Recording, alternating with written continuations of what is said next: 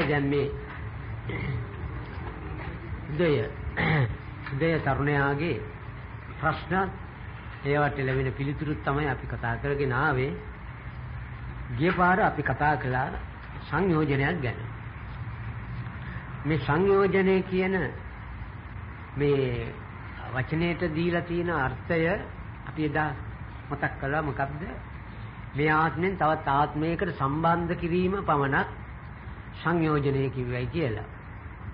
නමුත් දැන් මේ තරුණයා මේ ප්‍රශ්න ඉදිරිපත් කරන්නේ ඒ තමා විසින් හිතාගෙන තියෙන ජීවන රටාව හරියට ගෙන යා යුතු ආකාරය කොහොමද කියලා ඔප්පු කරලා පෙන්නනකම්.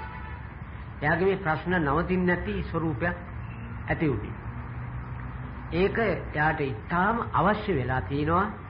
ඒක හරියාකාර ක්‍රියාත්මක වෙන හැටි. මේ ජීවිතේ নানা ආකාරවල දුක් වලටපත් වෙලා ඒ දුක් වලින් පීඩා විඳින තත්ත්වයට පුජ්‍යලයා වැටෙන නියම සෙව්ව ක්‍රමය. ඒකේ මූල ස්වરૂපය මොකක්ද කියලා දැනගන්න යාට ඕනකම. ඊට හේතුවක් උනේ මොකද්ද? ජීවිතේ පිළිබඳව දත යුතු බාහිර දේවල් සියල්ලම වගේ වොන් දැනගෙන තිබුණා. ඒ ඔක්කොම තමන්ගේ ජීවිතය දුකින් නිදහස් කර ගැනීමට වොන් පාවිච්චි කළා. ඒ එකකින්වත් නියම ප්‍රතිඵල සාර්ථක ප්‍රතිඵල ලැබුණේ නැහැ. ඒක නිසා කලක් තිස්සේ ප්‍රගුණ කරපු යම් හැඟීම් යම් අවබෝධයන් එක්ක සටන් කරමින් ඉඳලයි මේ අවස්ථාව මේ ප්‍රයෝජනෙට ගන්න. ඒ පමණක් නෙවෙයි කාගේ ඥානවන්තයාගේ ඔන්නේ මතේ තිබිය යුතුයි.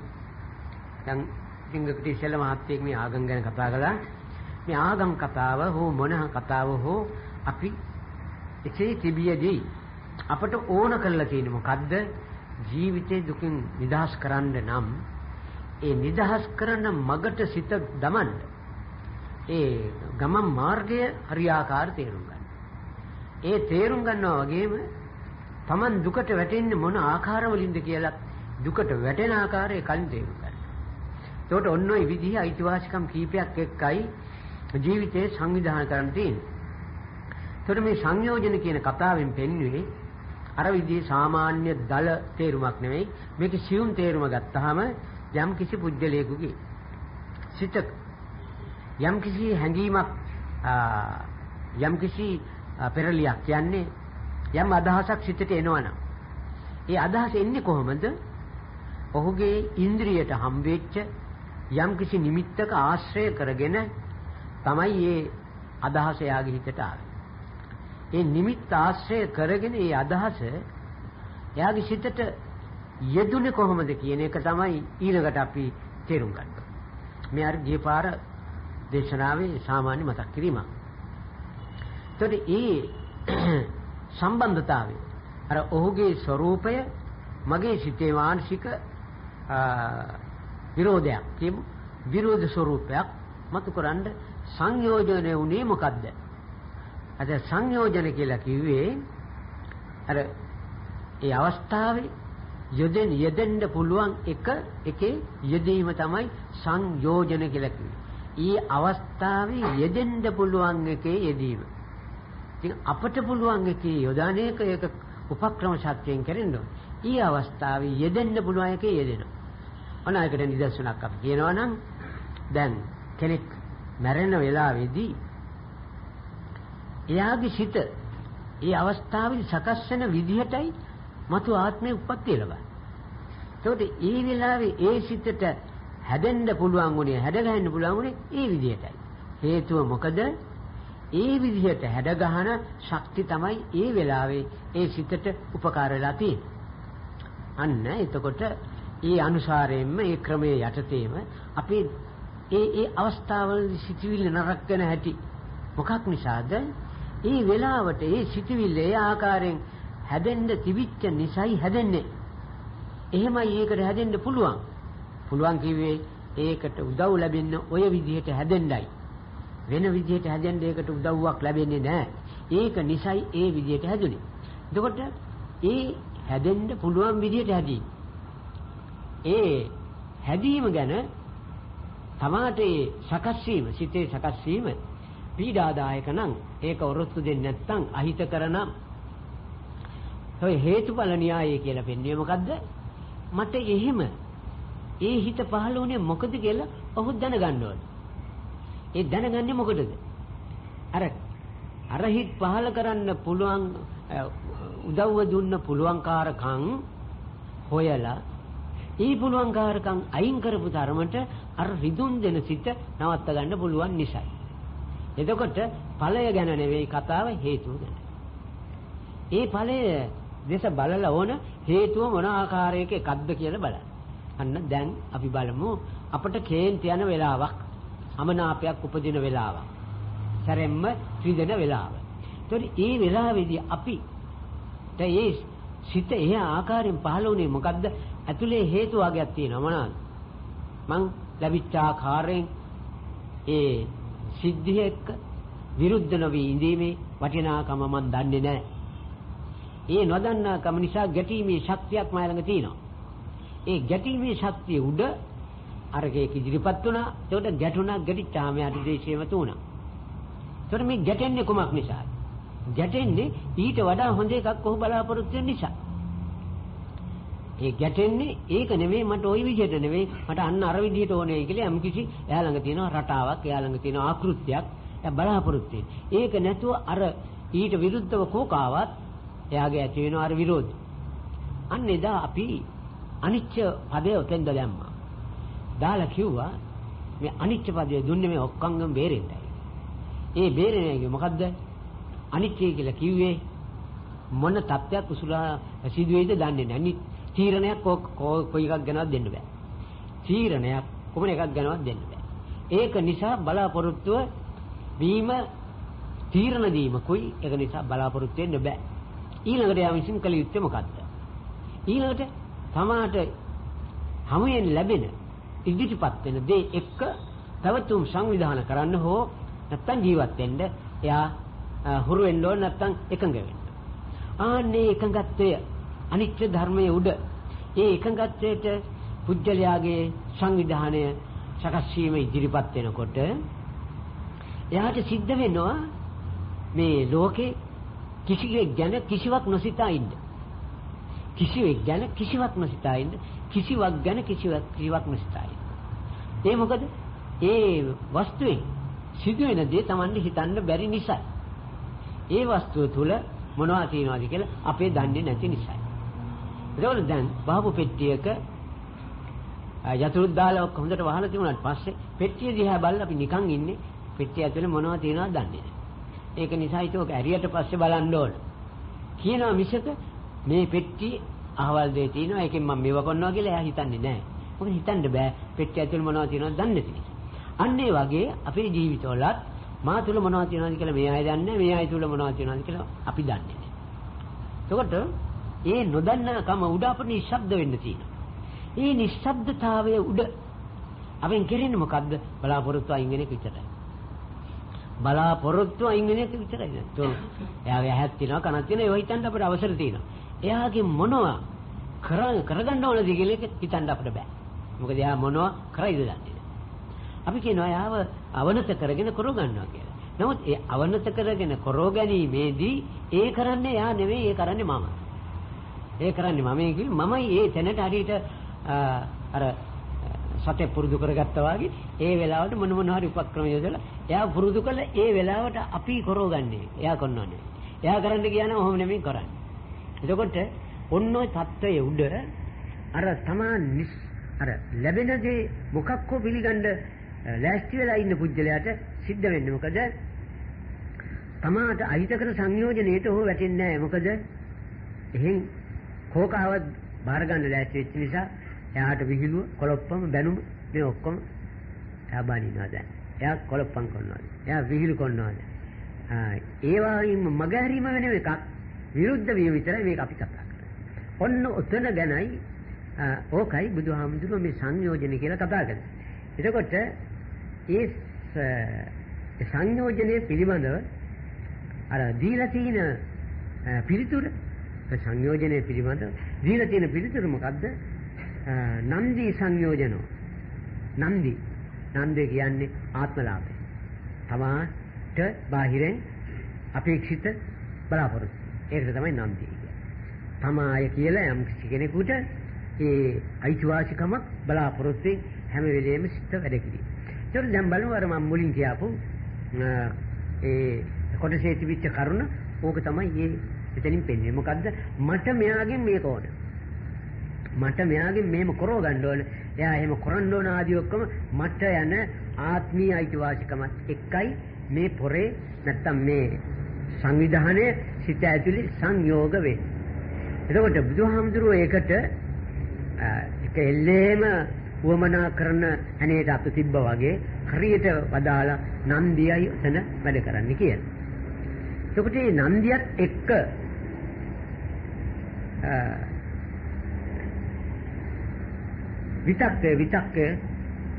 විතක්කය කියලා කිව්වි අපි ඒ පාර විස්තර කළා. ඒ විතක්කය කියලා කිව්වි ඒ අරමුණට සිත වැටීම. මොකක්ද අරමුණ? හැම වෙලේම අපේ බලාපොරොත්තුවක් එක්ක මිශ්‍ර වූ අරමුණකට වැටෙනවා. එතකොට ඒක තමයි අර නන්දියත් එක්ක නන්දිය කියන ආත්මලාභය ආත්මීය බලාපොරොත්තුව උඩ මේ පුජ්‍යලයාගේ විතක්කේ සිද්ධ වෙන්නේ කොහොමද? ආත්ම බලාපොරොත්තුවක් එක්ක සකස් වූ අරමුණ. අරමුණ කියන්නේ සිතේ හැඩය. ඒකට ඕක නිසා සකස් වෙන්නේ මොකද්ද? තණ්හාව සකස් වෙනවා. ඉතින් තණ්හාව කිව්වේ යොමු වීම. එතකොට යොමු වීම මොකටද යොමු වෙන්නේ? අපේක්ෂාවක් සපුරා ගැනීම සඳහා යොමු වෙන්නේ. මේ කිසියකට යොමු වෙන්නේ අපේක්ෂාවක් සපුරා ගැනීම සඳහා යොමු වෙන්නේ. ඒක නිසා අර එක තැනක කිව්වා තණ්හාය විප්පමුත්තස්ස කියලා නැති ශෝකෝ කුතෝ බයං කියලා. මේ කිව්ව මොකද? ඒ ආත්මීය බලාපොරොත්තු නැතුව සිත වැඩ කරා නම් එතන තණ්හාව විප්පමුත්තස්. එතන තණ්හාව නැහැ කිව්වා. ඒකේ තණ්හාව නැත්තම් නැති ශෝකෝ කුතෝ බයං කිව්වේ රත්වීමක් වේදනා සහිත හැඟීමක් එන්නේ නැති නිසා කොහෙන්ද මෙතන බය ත්‍රාස හැඟීම් ඇති වෙන්න පුළුවන්. අන්න එතකොට එයින් පේනවා මේ තණ්හාව කියන්නේ එක ආත්මීය සම්බන්ධයක් එක්ක ආත්මීය අපේක්ෂාවක් එක්ක යොමු වෙන ගතියටයි තණ්හාව. එතකොට එයා යොමු වෙන්නේ කොහොමද? යොමු වෙන්නේ ඒ යොමු වීම නැවතුනොත් එතකොට එයාගේ හිත වැඩ කරන්නේ නැහැ නේද? මේ යොමු වීම කියලා වෙන්නේ මොකද්ද? අර තමාගේ ළඟ තියෙන කාම ශක්තියින් පහක් අපි කතා කළා. ඒ රූප කාම, ශබ්ද කාම ආදී. ඒකට ඒ කාම ශක්තියින් එක්ක ක්‍රියා කිරීමට පුළුවන් නිමිත්ත වැටුනහම ඒ ක්‍රියාවල් ඒ ආකාරයෙන් කෙරෙනවා. ඒ කෙරෙන්නේ කොමක් නිසාද? අර ඒ කාමයේ වර්ධනයේ උදෙසා. කාමයේ වර්ධනයේ උදෙසා ඒක කෙරෙන්නේ. ඒක අපට දැනෙන්නේ අපේ ඕනකමට කරනවා කියලා. ඒ මොකද අපි කියලා අපි ගත්තේ ඔය කියන සීන කාම පහම හෝ එකක් හෝ දෙකක් හෝ ඒවා එක්ක මිශ්‍ර වෙලයි අර අපේ කියන මගී කියන හැඟීම ගත්තා. ඒකට මගී කියන හැඟීම ASCII තියෙන්නේ මොකද්ද? කාමයක කාන්දමක ක්‍රියාවක්. ඒ කාන්දමක ක්‍රියාව කිරීමේදී තමයි අර යොමු වීම තමාට ඕනකමක් තමාගේ කිසිම ඡන්දයක් නැතුව යොමු වෙන්නේ. ඔන්න ඕකයි ඒ තණ්හාවේ ලක්ෂණ. ඒ තණ්හාව අයින් වෙන තරමට නිබ්බාණය කිව්වේ නිවීම ස්වરૂපය සකස් වෙන බව බුදුහාමුදුරුවෝ වදාළා. ඔන්න ගිය පාර සාරාංශය දැන් මතක් කළේ විශේෂයෙන්ම ඒ ගිය පාර සාරාංශය ඒ දේශනාවට අයිති කරුණු එක්ක අද තියෙන මේ දේශනාව සම්බන්ධයි බොහොම කිට්ටුවේ. අරක මතකට නැවිත් මේක තේරුම් ගන්න අමාරුයි. ඔන්න එතකොට ඒක පිළිබඳව ඒකේ සම්බන්ධතාවය මෙන්න මේ විදිහට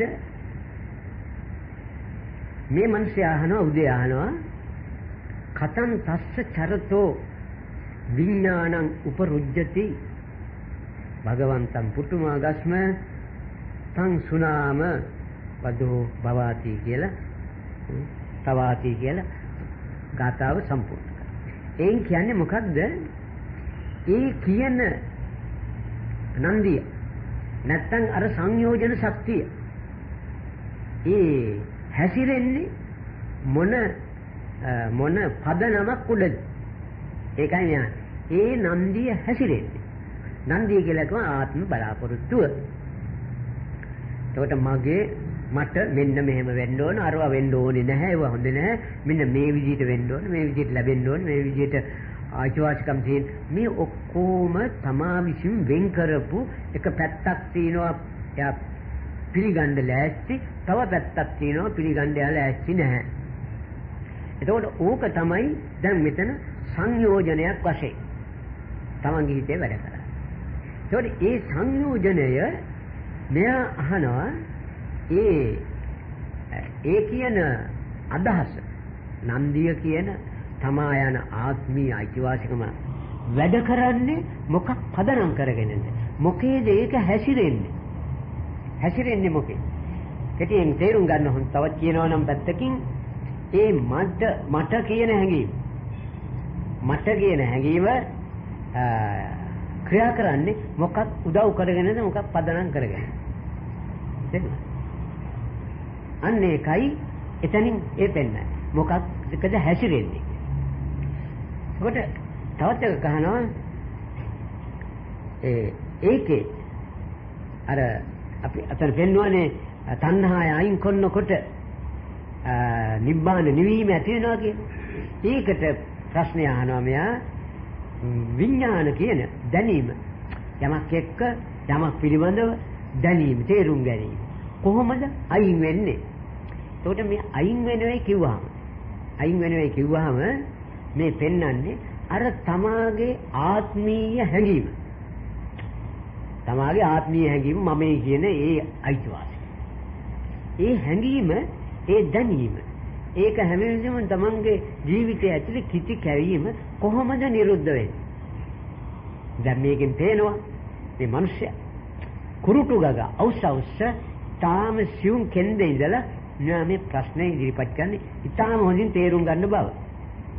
ඉතින් මං අහනවා භගවන්තම් පුතුමා. ඒ කියනවා මේ මම බුදුහාමුදුරන් මේක අහන්නේ මේක වහන්සේට මේක මට පහදලා දෙන්න පුළුවන් නිසායි කියලා ඒ තරම් අද විශ්වාසකින් මම මේ කාරණා දෙකයි ඉදිරිපත් කළේ ඒකේ. දැන් මෙතන අර කලින් කිව්ව සංයෝජන එක්ක සංයෝජන ස්වરૂපය තමයි මෙතෙනි මෙයා මේ අහන්නේ. ඒ සංයෝජන ස්වરૂපයේ සංවිධාන කරන අර මානසික රටාව කියන්නේ හැඩය මොකද්ද? තමා යන හැඟීමත් එක්ක තමයි හැම වෙලේම කොයි එකටත් යන්නේ. එන්නේ හැඩේ මොකක් උඩද රඳා පවතින්නේ මොකක් එක්කද හැසිරෙන්නේ කියලා යයි. එතකොට බුදුහාමුදුරුවෝ අන්න මෙතෙන්දී අර සතිපට්ඨාන සූත්‍රයේ උගන්වන ඉති අජ්ජත්තං වා කායේ කායානුපස්සී විහෙරති බහිද්ධා වා කායේ කායානුපස්සී විහෙරති අජ්ජත්ත බහිද්ධා වා කායේ කායානුපස්සී විහෙරති අජ්ජත්තං වා වේදනාසු වේදනානුපස්සී විහෙරති ඔන්නෝ වේදනාව චිත්ත ධම්ම කියලා හතරටම ඕක පෙන්නන.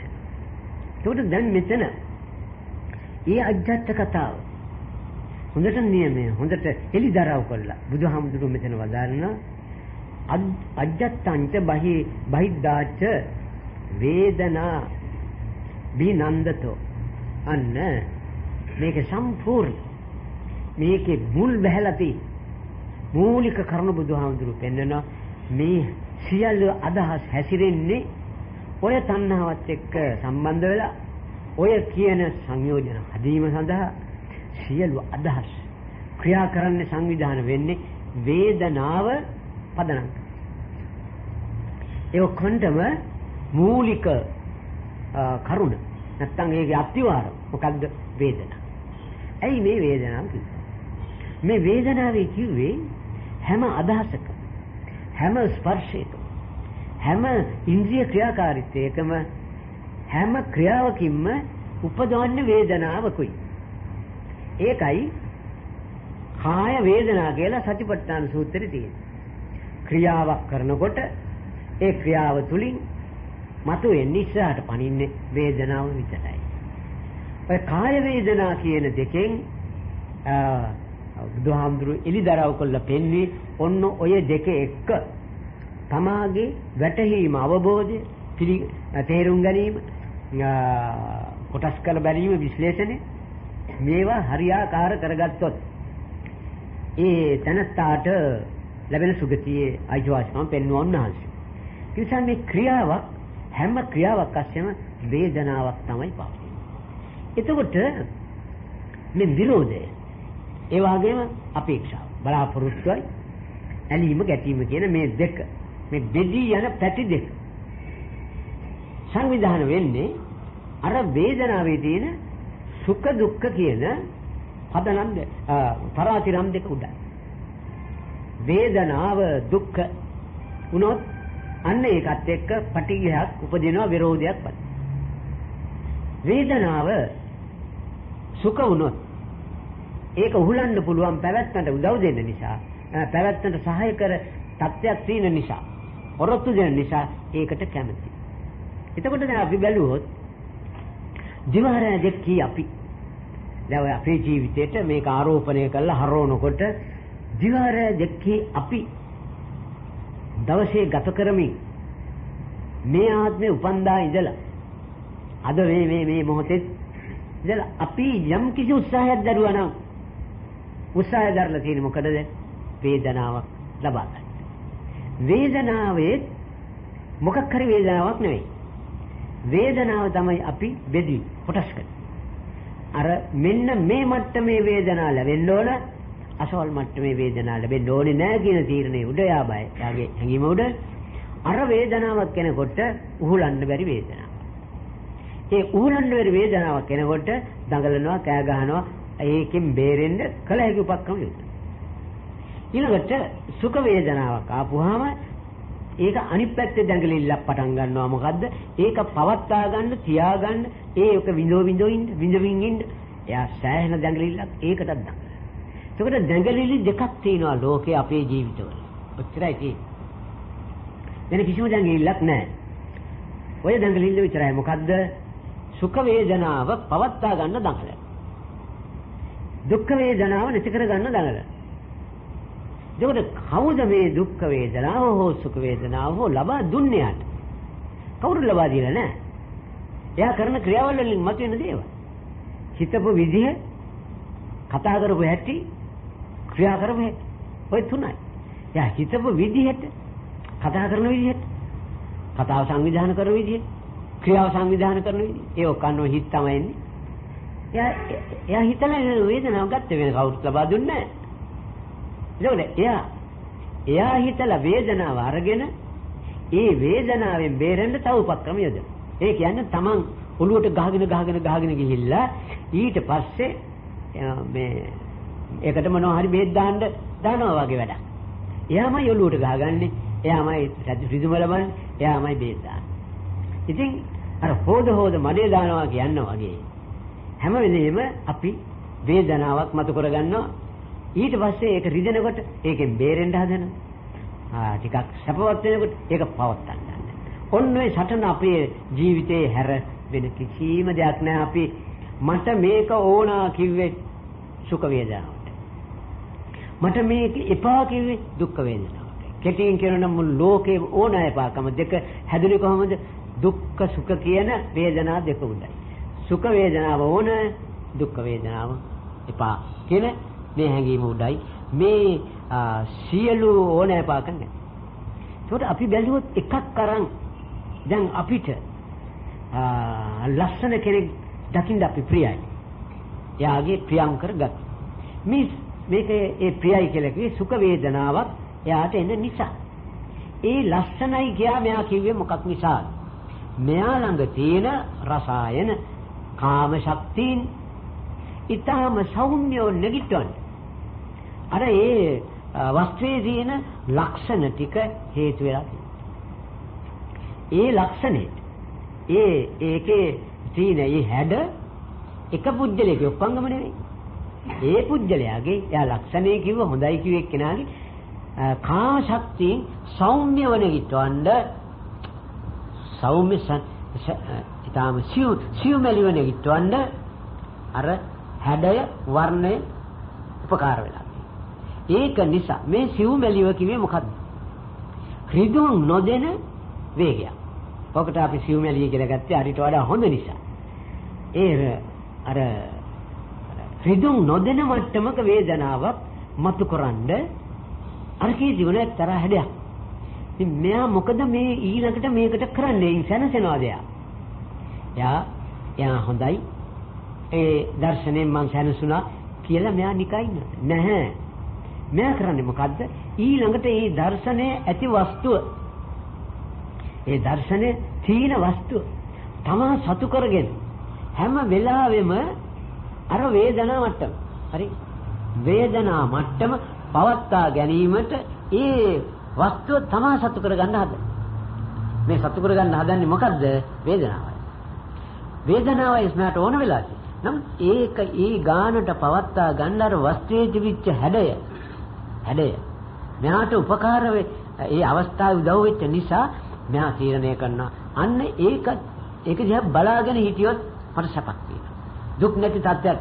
ඒක මං ආශ්‍රය කරන්න ඕන, මා ගන්න ඕන ඒ සැප මට්ටම, දුක් නැති මට්ටම මේකේ උදව්වෙන් පාවිච්චි කරනවා. හරි.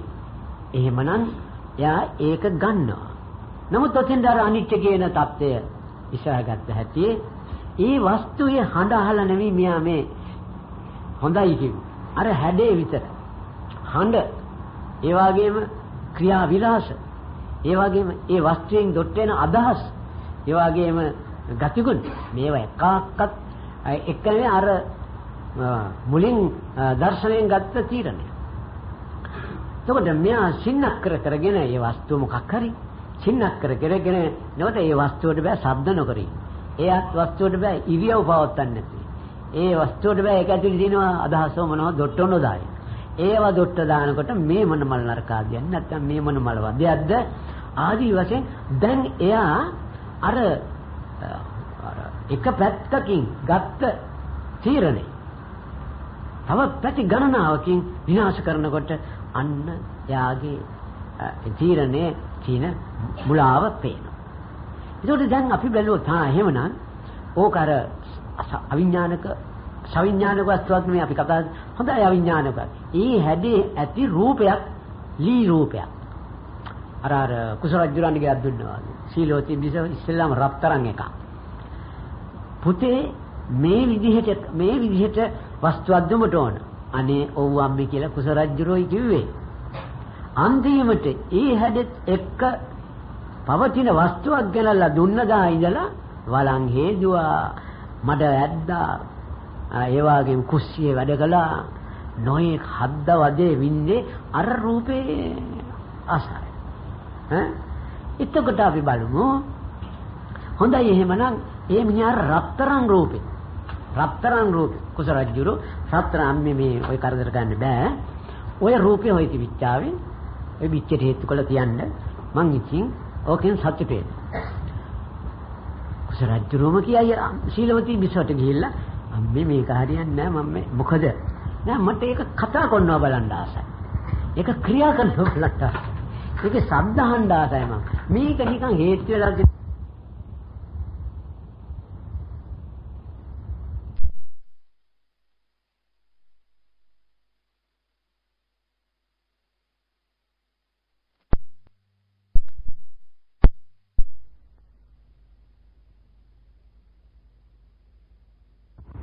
ඒ දර්ශන ශක්තිය අවදි වේගෙන එනකොට ඒකේ තියෙන එක්තරා ප්‍රමාණයක අංශකයක්.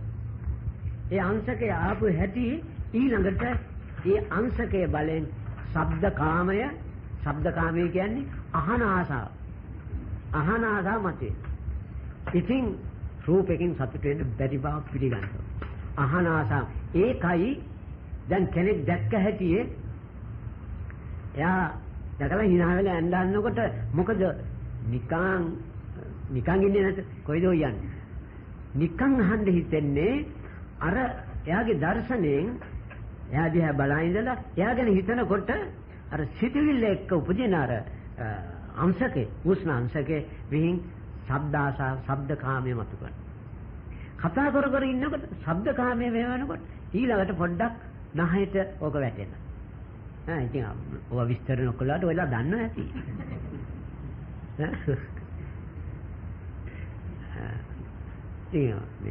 ඔය කියන්නේ මේ කියන්නේ මනස විද්‍යාන විද්‍යාවට. ඒක වර්ණනේ නගින හැටි. ඒතකොට අත්දැකීම් තියෙන අය ඇත්ත තමයි කියලා හිතන හැටි. එතකොට මේ ශබ්දය ටිකක් කරනකොට නාසය වල නාසයේ ඒකේ ලැබීම හෝ නොලැබීම කෙසේ වෙතත් ඒක ඕනකමත් එක්ක මිශ්‍රණ කරනකොට රසය බලන්න රසකාමයේ මතුවේ. රසකාමයේ මතුවලා ඒක තැලහැප්පිලි කරනකොට ඊළඟට ස්පර්ශකාම. ඔය ස්පර්ශකාම. ඒක මේ සත්තුන්ගේ බොහෝම ප්‍රකටව පේනවා. හොඳට තේරුම් ගන්න පුළුවන් ඒක. එතකොට ඔය පහ නිසා පහක් එකකට එකක් බැඳිලා එකකින් අනිත් එක කුලප්පු කරන නිසා අර රූපකේ රූප දර්ශනයේ විතර සැහැන්න බෑ. සතුට වෙන්න බෑ. ඒතර ඒ ක්‍රියාකාරී ස්වરૂපත් බලන්න. ඒ ක්‍රියාකාරී ස්වરૂප එක්ක මේ ජීවිතය සම්බන්ධ වෙනකොට අන්න අර සුඛ වේදනාව දුක්ඛයටපත් වෙනවා. ඊළඟට මහා සටනක් මෙයාගේ ජීවිතය ඇතුලෙන් ගෙනියන්න වෙනවා. මොකද්ද ගෙනියන්න වෙන්නේ? අනේ මේ වෙන දෙරෙන්නේ කොහොමද කියලා. ඒක අසල්වාසී මිනිහා පුද්ගලයා සතා මේ හැම එක්කෙනෙකුටම බලපාන එකක්. එතකොට මේ ඔක්කොම ඔය ක්‍රියාත්මක ගුණේ කොතෙන්ද කිව්වොත් අර බුද්ධ වචනේ උඩයි යෝක. මොකද්ද? වේදනාව යොතන මෙයා හොයන්නේ. මොකද්ද වේදනාව? අර බලනකොට ඇති වෙන මානසික ක්‍රියා මට්ටම. ඒ බලන වෙලාවේ සිත ඇතිවෙච්ච ක්‍රියා මට්ටම. එතකොට සතිපට්ඨාන සූත්‍රය උගන්වනවා කායानुපස්සනාව. ඊ කායानुපස්සනාව කියන එකෙන් පෙන්වන්නේ මොකද්ද? දුක්ඛ වේදනාවක් එන්න. දුක්ඛ වේදනාවක් එන්න සිත ක්‍රියා කරන්නේ මේ ඒ ක්‍රියාව ඉන්ද්‍රියත් එක්ක සිත ක්‍රියා කරන්නේ මොන මට්ටමේද? එතකොට මොන මට්ටමේද කියලා ඉගෙන ගැනීම, තේරුම් ගැනීම, වටහා ගැනීමයි මේකෙන් බේරෙන්න තියෙන එකම ක්‍රමය. එතකොට දැන් ඒවට ඉස්සෙල්ලා මේක සුළුමුල දැනගන්න ඕනේ. මේක වෙන්නේ කොහොමද? ඔය වෙන්නේ මේ નિરાයාසයෙන්ද හේතු සහිතව ආදි දැනගත්තට පස්සේ තමයි අර එවන් බේරෙන ක්‍රියාවට තමන්ගේ ජීවිතේ දමන්න උනන්දුවක් ඇති වෙන්නේ. එතකොට අද්දත්ත බහිද්ද කියලා දෙකක් බුදුහාමුදුරුවෝ කිව්වා. ඇතුළත පිටත කියලා දෙකක්. මෙන්න මේක අර මේ සාමාන්‍ය මේ විද්‍යාව මේ ක්‍රමයේ ඉගෙන ගත්ත පුජ්‍යලයාට ප්‍රගුණ කරන්න පුළුවන් කොටස ඒකෙන් මත වෙනවා. මොකද්ද මේ අද්දත්ත බහිද්ද කියන්නේ? අද්දත්ත බහිද්ද කියන්නේ අධ්‍යාත්මික කියලා කිව්වේ තමන්ගේ සිතයි. වෙන කිසිවක් අයිති නෑ අධ්‍යාත්මික සිතයි. ඊළඟට බහිද්ද කියලා කිව්වේ සිතෙන් පිට තමන්ගේ ශරීරයේ ඉන්ද්‍රිය මේ බාහිර මිනිසු බාහිර ලෝකේ කොහේ පිටසක් කළ උනත් කමන්නේ ඒ ඔක්කොම බහිද්ද. ඒතර අද්දත්ත බහිද්ද කියන මේ දෙකේ වේදනාව මොකද්ද? ඒක දැන් ක්‍රියාකාරී වස්තුවක් නම් සවිඥානික වස්තුවක් නම් ඒ වස්තුවේ බාහිර වස්තුවක් වශයෙන් ඒ ක්‍රියා ඒකේ යම් යම් දූෂණ ඇති වෙනකොට ඒ වස්තුව ක්‍රියා කරන ආකාරය තියෙනවා. රිදිච්ච ආකාරයෙන් කෑ ගැහිලි බැනිලි දොස් කිරිලි ගහන්නේ ඔය ආදී පැවතුම් ඒ ඒ බාහිර වස්තුවේ මානසික මට්ටම යම් කිසි නොයසුන් තත්ත්වයට ආපෙට ඔය ප්‍රകൃති ඇති වෙනවා. ඔය ගතිය ඇති වෙනවා. ඊළඟට ඒක සම්බන්ධ ඒ දර්ශනේ දකින්න ඇහෙන කන කියන මේ දේවල් වල අපේ තියෙන්නේ කාය ඒවත් එක්ක ගැටෙන ස්වરૂපයෙන් හැදිච්ච ශක්ති නිසා මේව ප්‍රමාණී ඉක්මවල රත් වෙනවා. මේ වෙනුත් උදව්වක් ලැබෙනවා අරකට එක්ක ගැටෙන්න. ඒ ගැටුමත් එක්ක සම්බන්ධ වෙන්න නැත්නම් ඒ කාරණෙත් එක්ක විරෝධයෙන් නැගී හිටින්න අපේ හිත පහළ වෙන අණුවලක් තියෙනවා අර ගැටෙන ශක්තිය. ඒවා අර ඔක්කොම පිළිවෙලින් එනකොට අතන රිදුම අතන කෑ ගහනවා එතන රිදිලා. ඒකයි ඒ ඇත්ත එතන කෑ ගහන්නේ. නමුත් ඒ රිදුම එක්ක අපි කොහොම කෑ ගහනවා ගන්න කෙදිරි ගහනවා නෙමෙයි. සමහරට බයිනවා වෙන්න පුළුවන්. සමහරට නරක වචනින් තමාටම බයිනවා වෙන්න පුළුවන්. ඒ ඔක්කොම මොනවද? දුකේ කෙඳිරියක්. වේදනාවේ කෙඳිරියක්. ඒ වේදනාවේ කෙඳිරිය දකින අපිට ඒ දැකීමේදී තමන්ගේ සිතට අර ඒක නොරිස්සම් ස්වરૂපයක් ආවේ මොකද? මෙයාටත් ඒ සිටිවිල් ඒ දර්ශනය කැක්කුම් දෙන එකක් බවට පත් වෙන්න තමාගේ හිත එකත් එක්ක ගැටුණා. අන්න අජ්ජත් බහිද්ද දෙකේම දුක්ඛ වේදනා ආපු හැටි. බාහිද්ද වේදනාව තමාගේ ඇසට කනට සම්බන්ධ වෙනකොට අජ්ජත් ඒ தත්ත්වයටම පෙළෙනවා. ඔන්න ඔකට තමයි සංයෝජන කියලා කියන්නේ. ඔය සංයෝජනේ හැදෙන්න පුළුවන් හැටියට යදිලා තියෙන්නේ. ඊළඟට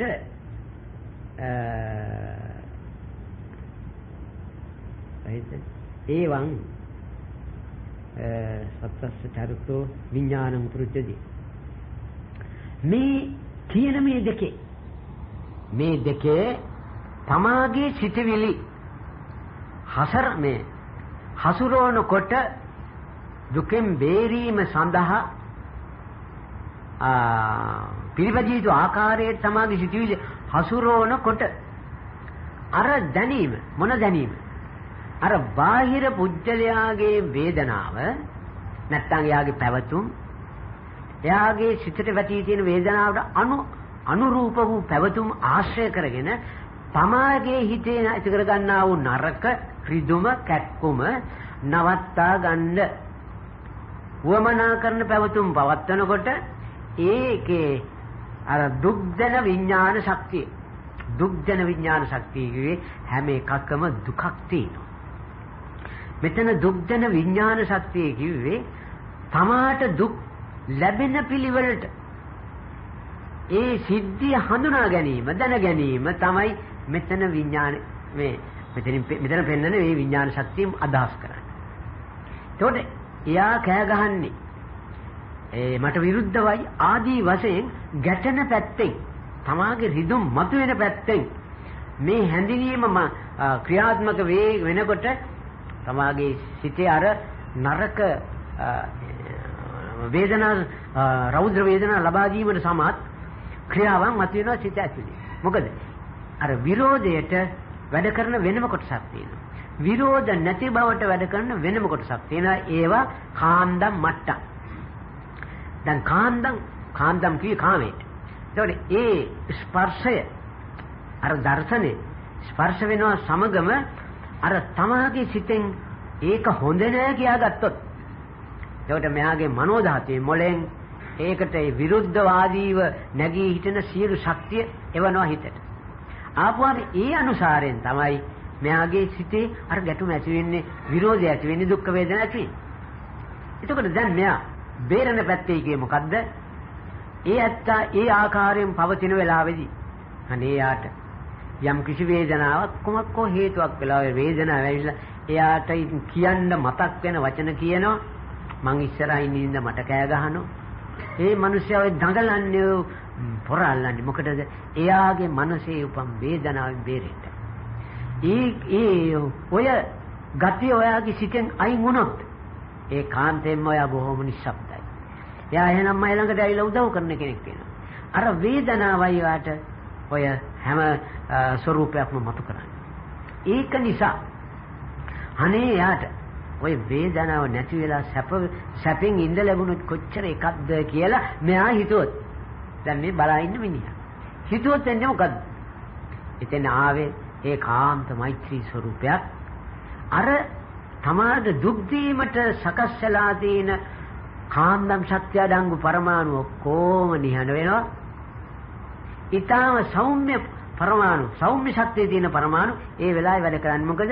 ගැටුමක් ඇලුමක් නැති ස්වરૂපයක් සෞම්‍යව දුන්නා. ඒකෙන් ඒ කලේ මොකද්ද? රත් වීම අඩු කළා මෙයා සිත පාවිච්චි කරා. ඒ රත් වීම සිත පාවිච්චි කළේ අර තමා ළඟ තිබිච්ච දැනීම උඩයි. ඒ දැනීම උඩ සිත ඒ දැනීම පාවිච්චි කිරීමේදී ක්‍රියා කළේ සෞම්‍ය පරමාණුයි. සෞම්‍ය රූප කලාපයි. ඒ සෞම්‍ය රූප කලාපවල තිබිච්ච සෞම්‍ය තේජසයි දැන් මෙයාට සුඛ බවට පත් වෙනවා. සුඛ බවට පත් වුණේ ඒක. ඒකට මේ රත්ත්‍යයමයි සුඛ කියලා. ඒකට දැන් බුදුහාමුදුරුවෝ වදාළනේ මෙතෙන්දී විඥානං උපරුජ්ජති කියලා. අර දුක් දීමට හේතු වන ඒ හැඳිනීම අයින් වෙනකොට එයාට තවත් අදියරක් නැත්නම් තවත් පියවරක් එයාගේ ඉස්සරහට යනවා. ඒ මොකද්ද පියවර? එයා ඉතින්දි තේරුම් ගන්නවා. තේරුම් ගන්න පුළුවන් එයාට මේ සියලු වේදනාවල් රත් වීම මතයි, රත් වීම ස්පර්ශය මතයි. රත් වීම ස්පර්ශය මතයි, ස්පර්ශය අඩු වැඩි වීමට අනුව රත් වීම අඩු වැඩි වෙනවා. දැන් මෙතන අර පුජ්‍යලයා කෑ ගැහුවේ රත් කරගෙන. ඊළඟට මම කලේ මොකද්ද? රත් වෙන ශක්තිය අඩු කරපු තරමට මොට උහුල්ලා ඉන්න පුළුවන් වුණා. එතකොට මේ රත් වීම අඩු කරපු තරමට ඒකෙන් ලැබෙන විපාක ඔක්කොම අඩු වෙනවා නේද කියා. මෙයා හිතපුවාම හැම එකක්ම ඒ ස්වરૂපයෙන් ආශ්‍රය කරනකොට. ඒ ස්වરૂපයෙන් ආශ්‍රය කරන්නේ කි තමන්ට පේන හැම රත් වීමක්ම මතු කරන හේතු කඩ නවත්ත රත් වෙන්න ඉඩ නොදී සිත් පහල කරන්න යා හැකි උත්සාහයක් දරනකොට සම්පූර්ණයෙන්ම වෙන්නේ මොකද්ද? මේ ලෝකේ තවත් දෙයක් එක්ක සම්බන්ධ වෙන්න තිබිච්ච විඥාන ශක්තිය සම්පූර්ණයෙන්ම බහැලා ජීවත් වීම දුමනා කරන චිත්ත ශක්තියක් විතර මෙයාගේ හිතේ වැඩ කරනවා. ඔන්න ඕකටයි කෙලෙස් නැසල රහත් වුණා කියලා කියන්නේ. එතකොට ඔය කෙලෙස් නැසල රහත් වෙන්නේ කොච්චර ලේසිව නෙවෙයි. අර ඒ පාර දිගේ එනකොට රහත්කමයි කියලා. සම්පූර්ණ විඥාන නිරුද්ධයක් ලබන්න. අන්න එතෙන්යි ඒ විදිහටයි කියලා අපි ඔය හැඟීමක් දුන්නේ. එතකොට දැන් ඔන්නේ උදය ඉලන්දාරිය අහපු ඒ ශාල ගාම්භීර ප්‍රශ්නයක පිළිතුරු වශයෙන් අපට ප්‍රයෝජන වෙන පැත්තෙන් අවශ්‍යලා තමයි ඔය අපි මේ පැය ඇතුලේ ඉදිරිපත් කළේ. ඒතකොට දැන් මේකෙන් හොඳටම පේනවා මේ අපි හිතන තාලේ ක්‍රියාකාරීත්වයක් නෙවෙයි, එතන ඇතුලේ කරන වැඩපිළිවෙලක් තියෙනවා. ඒක ක්‍රියාත්මක වෙන හැටියට අපට විඳින්න සිද්ධ වෙනවා. ඒ ක්‍රියාත්මක වෙන ඒ වැඩපිළිවෙල එක්තරා පාලනයක් කිරීමයි, පාලනයකට ගැනීමටයි මේ උපදෙස් දීලා තියෙන්නේ. ඒ පාලනය අපි සාරාංශය ගත්තොත් කරන්නේ කොහොමද?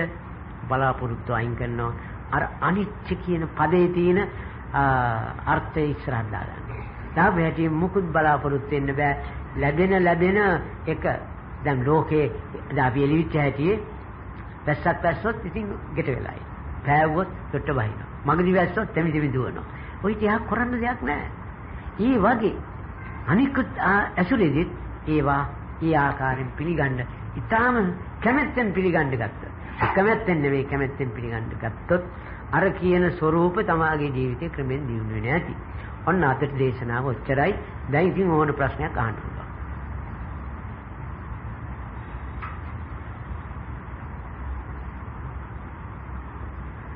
හොඳයි එමනම් නිශ්ශබ්දතාවයේ පේන්නේ ප්‍රශ්න නැහැ. දැන් ඉතින් ප්‍රශ්න නැති වෙන්නේ තේරුම් ගත්ත නිසායි. තේරුම් ගත්ත පුජ්‍යලයක් මේක කරන්න ඕනේ නැහැ. ඒක ලොකුම වැදගත් දෙයක්. මේ වැටුණා නම් මේක මෙන්න මේ විදිහේ දෙයක් කියලා කවදාකවත් යා අමුතුවෙන් උත්සාහයක් දරන්න ඕනේ නැහැ. මීට අනුව ජීවත් වෙ යුතුයි. හේතුව මොකද? අපි සංසාරේ එන කාලේ හැම තැනදීම මේ ආත්මෙ කොතෙන්ද? අනේ කොහොමද මේ දුකෙන් නිදහස් වෙන්නේ කියලා අපි විතරම හිතපු අය, විතරම හිතන අය, හිතමින් සිටින අය. එතකොට යම් කිසි විදිහකින් ඒ දුකෙන් නිදහස් වෙන්න මෙන්න මේකයි රටාව කියලා හොඳට තේරුණා නම් ඉතින් අමුතුවෙන් මේ ආගමක් අදහනවා, අමුතුවෙන් පිළිවෙත් පුරනවා නෙවෙයි, හරියට අර දුක විඳින්න තියෙන තැනට අර මතක ඇවිල්ලා හිටන් ඒක නවත්තලා දානවා. ඒ කියන්නේ දුක් නොවිඳින තැනට අර මේ ඒ ක්‍රියාව කරනවා. ඒකට වෙලා තියෙන්නේ මොකද්ද? හොඳ පිළිවෙතෙන් යෙදිලා තියෙනවා. ඒක නිසා බුදුහාමුදුරුවෝත් වදාලා යම් කිසි කෙනෙක් සුතමය ඥානය දිනු කරගත්තා නම් චින්තාමේ භාවනාමේ ඒ අනුසාරයෙන් කෙරෙනවා. ඒක නිසා හොඳට දැනගන්න ඕනේ. කොච්චර අවුරුදු 100ක් දැනගත්තත් නැති හරියට දැන. ඒක වෙන්නේ මෙහෙමයි. ඒක හැදුනේ මෙහෙමයි. කැඩෙන්නේ මෙහෙම. ඕක චතුරාර්ය සත්‍ය කියන්නේ ඕකට. හැදුනේ මෙහෙමයි, හදන්නේ මෙහෙමයි. කැඩෙන්නේ මෙහෙමයි, කඩන්නේ මෙහෙමයි. දුක්ඛ සමුදය නිරෝධ මාර්ගය. ඒවල දැන් ඔක්කොම විද්‍යාත්මක සාරාංශය අපේ අතර දීලයි ලෝතුරා බුදු පියාණන් වහන්සේ පිරිනමන බෑ. ඒ තරම් දෙයක් දීලා ඇයි පාවිච්චි නොකරන්නේ? ඒක හැම දිනාටම බෑ. ඒකට සුදුසු තත්ත්වයක් ඇතුව උපම් පුජ්‍යලයා කොච්චර කිව්වත් ඒක අත්හරින්නේ නැහැ. එහෙම නිසා දැන් අපි හිතාගමු අපි මේ ආකාරයෙන් සාකච්ඡා කරන්නේ අපේ ජීවිතේ ලැබිලා තියෙන බොහෝම සුළු කාලයේ ජීවත් වෙන්න. ඕකාසේ නොයෙකුත් වෙන ආරවලුත් තියෙනවා. ඒකට ඒවට මුණ පාමින් ඒ වාසි ජීවත් වෙන්න. මේ හදන්නේ අපේ ජීවිතයේ මේ සසරේ ගමන් කරමින් මිදින්නා වූ දුකින් බේරිලා ජීවිතේ සාරවත් බවට හරවා ගන්නයි.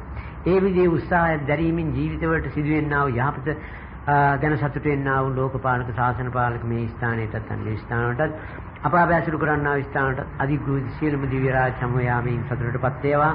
මේ සෑම දිනාටම ඒ ආශිර්වාදයේ යොමු වී මොහොතෙන් මොහොත ගුණවතුන් වශයෙන් ජීවිතයෙන් ලැබිය හැකි අයිතිවාසිකම් ලබා ගැනීම සඳහා දීර්ඝ සහායක් කළේ උපකාරයක් කරත්වා ඒ දිව්‍ය රාජ සමූහයාට තම තමන් නමින් නැසීමේ පරලෝකීය මෞඛ්‍ය ආදී ඥාති වර්ගයාටත් බොහෝත පින්නතුන්ටත් ලෝසතුන්ටත් තම තමන්ටත් මේ ශක්තිය කාන්තේම සියලු දුක් නිවාලන්නා වූ නිර්වාණ ධර්ම අවබෝධයට හේතු වේවා යන සිත ඇති කරගෙන ඉත්තාවතා චම්මේ කියන ගාථා